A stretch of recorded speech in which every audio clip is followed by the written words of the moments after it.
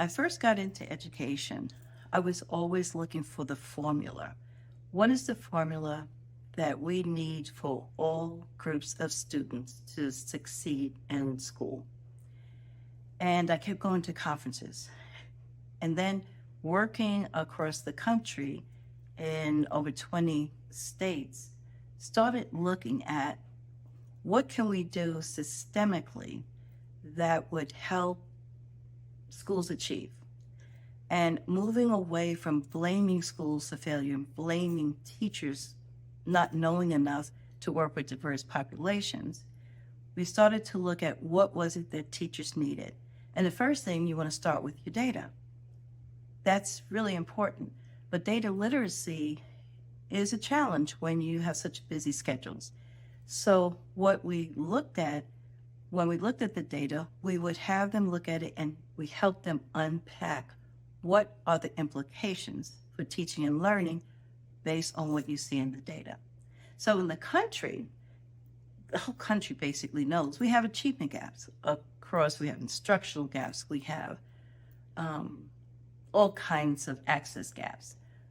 But if that's only one level of looking at data. But when you look at data to see the root cause, going into unpack the why, it could be because I'm a multilingual learner. It could be because I'm special needs. It could be that I don't have access and opportunities, because of maybe economic. It could be based on race or gender. And so looking at the patterns and the gaps that we see in the data, and then what are the implications for me as an educator? What do I do differently? I can't keep doing the same thing. So that's what we do. And we bring experts to the table who know how to do that. Some are former deputy superintendents and superintendents, or researchers out of universities, or professional developers themselves. And we've come together. They say like-minded people come together. We just value each other and the impact that we've had on schools. So we come together as a think tank to say, how do we help these schools unpack some of the challenges that they face? But starting with data is important, and that will inform the practice, though it gets to the root cause. It looks at the disparities in a different way.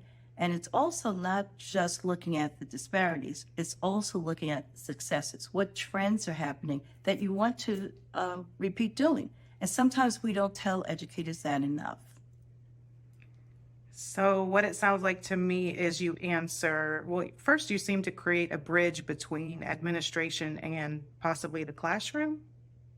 Yes, because administrators have to provide the supports that teachers need to be successful.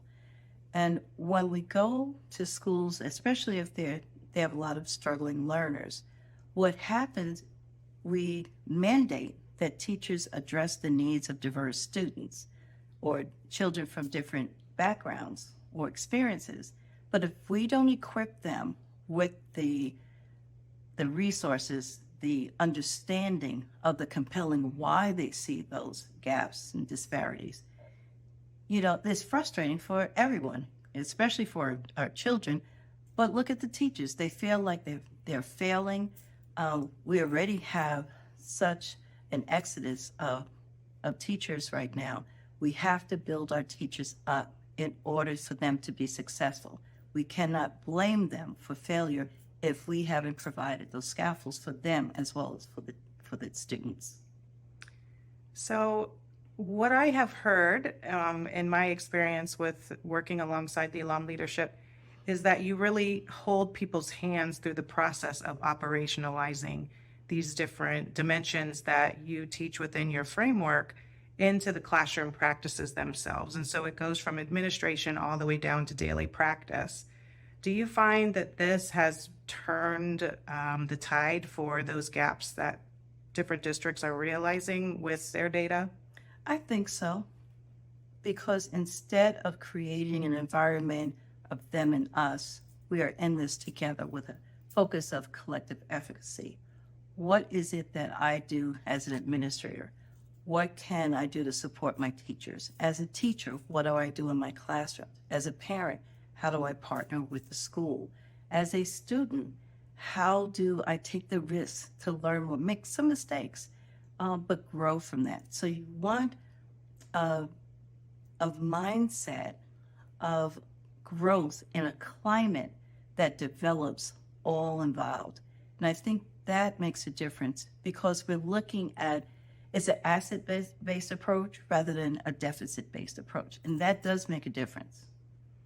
Now, I know that magnet schools use you quite a lot and that you are known as the woman to come train magnet programs. But for other people that are curious and interested and learning more about how to incorporate your services or what makes you different, do you have any final words?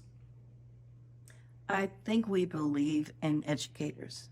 We believe that if we provide them with the appropriate resources, the tools, and the understanding, and crosswalk them from research to practice, I think they will soar.